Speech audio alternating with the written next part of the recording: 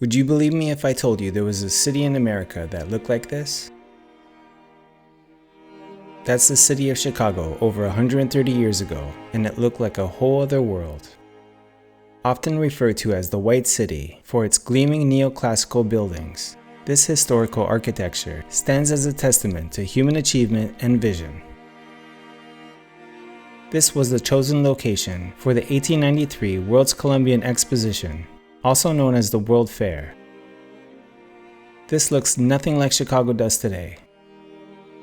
The fairground sprawled over 600 acres, featuring 200 monumental structures that defied people's imagination at the time. More than 27 million people attended the exposition during its 6-month run. Through preserved footage and photographs, we witnessed the splendor of this event. Attendees marveled at architectural wonders and engaging with groundbreaking technological displays.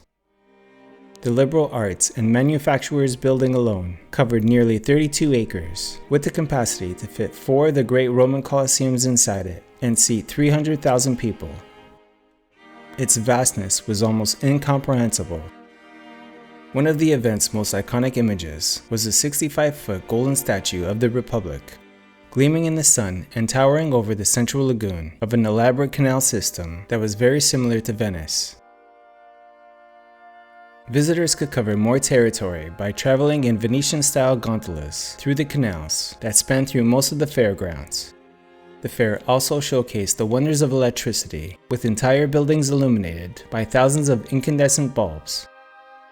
This took place in a time when Nikola Tesla, the inventor of AC electrical systems, had won the War of the Currents against Thomas Edison's DC electrical systems. The integration of electrical power into nearly every aspect of society can in many ways be traced back to this historical event. Technological marvels such as the first practical electric automobile and the first electric kitchen with an automatic dishwasher were also introduced. Among the fair's most novel and impressive exhibits was the first ever Ferris wheel. It stood 264 feet tall and could carry over 2,000 passengers at a time. This giant observation wheel gave many their first bird's-eye view of the city.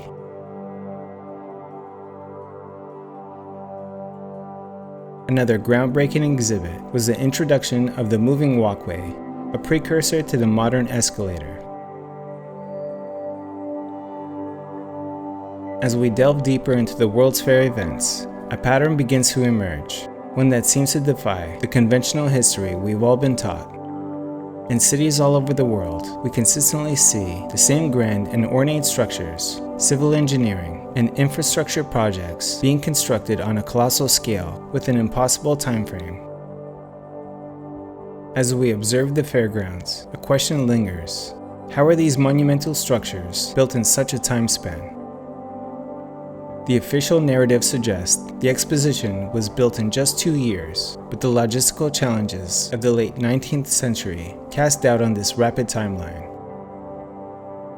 Less than 30 years after the Civil War, we find cities like Chicago looking as if they were part of Vatican City or anywhere else in Old World Europe, yet we are told that everything was built using wood plaster and temporary materials with the intention of demolishing them when the fair ended.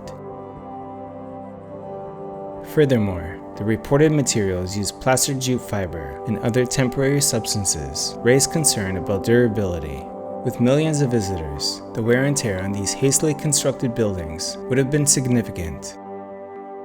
Additionally, the construction of the canals, especially within the swampy terrain of Jackson's Park, added another layer of complexity. Building these waterways required significant excavation, water management, and structural work, all within the same tight timeline.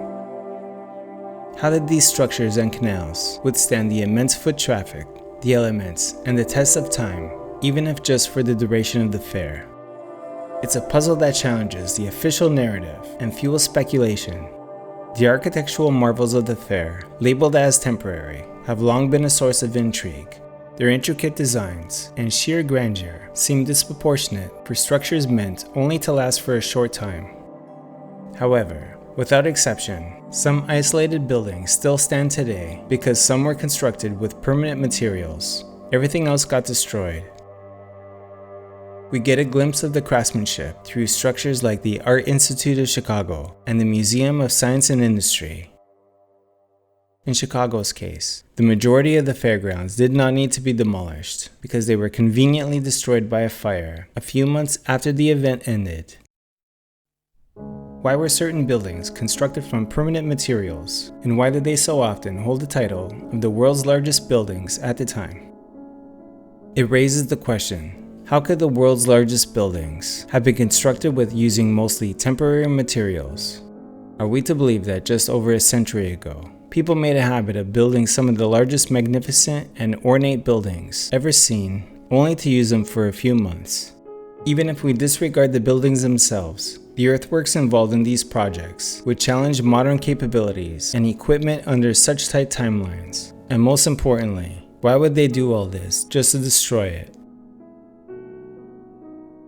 Could the World's Fair events have been a perfect cover-up to hide the remnants of a unified global system that existed before the upheaval of the Civil War and the two world wars were used to reshape our world?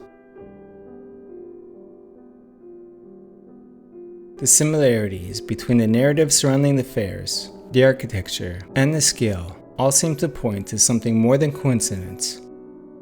It suggests a carefully orchestrated erasure of the past we were never meant to remember. A great example would be the lost civilization of the Tartarian Empire, but I'll save that for another video. We have to ask ourselves, how much of our history has been rewritten, what has been lost, and how much has been hidden in plain sight?